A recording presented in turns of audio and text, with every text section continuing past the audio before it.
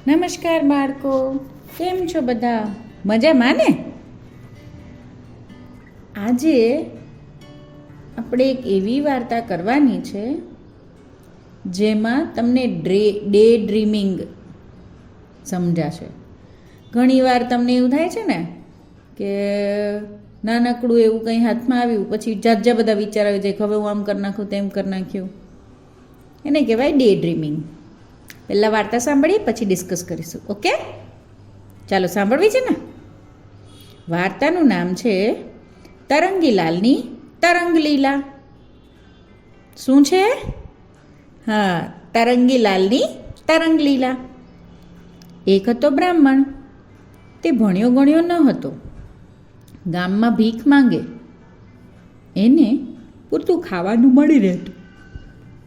બ્રાહ્મણના મનમાં જાત જાતના તરંગો ચાલ્યા કરે, એટલે કે જાત જાતના વિચારો ચાલ્યા કરે. એટલે જ લોકોએ તેનું નામ તરંગીલાલ પાડેલું.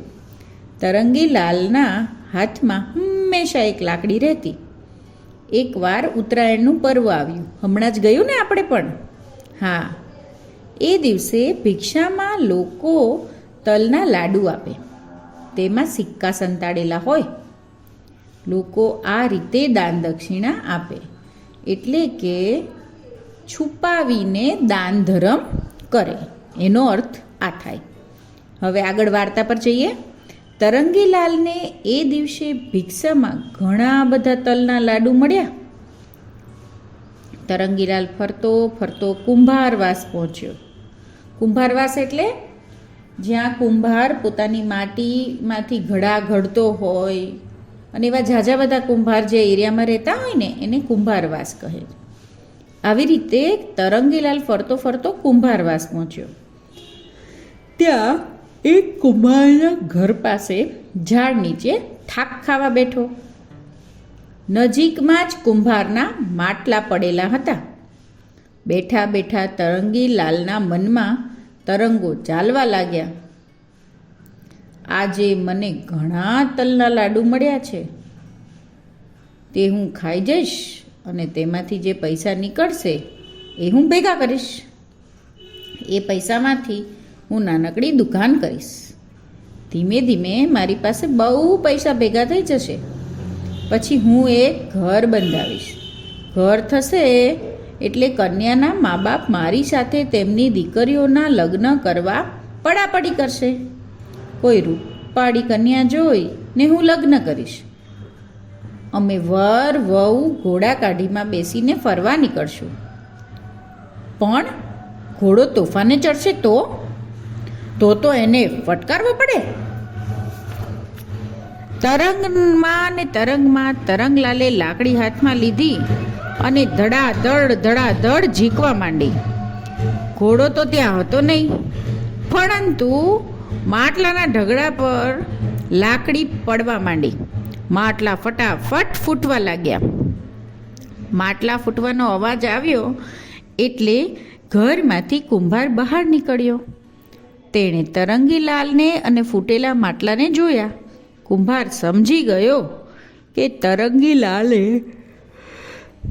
તરંગમાં આવીને માટલા ફોડી નાખ્યા છે. એને ખૂબ ગુસ્સો આવ્યો.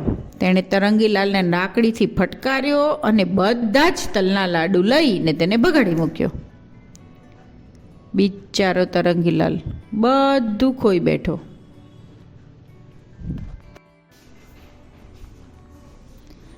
આ વાર્તા આપણને શીખવે છે,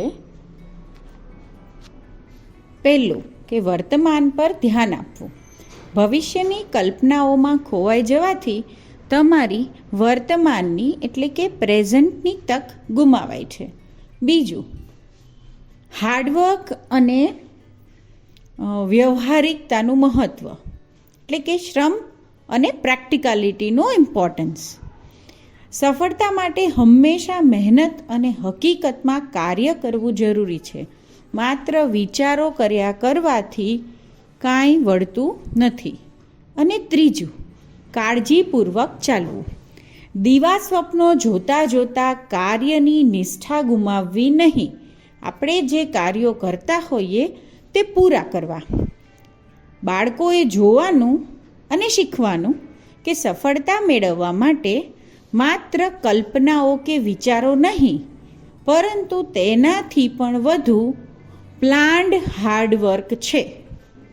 સમજાય છે? હવે તમારા મમ્મીને પૂછજો કે આ વાર્તાને લગતી એક કહેવત છે.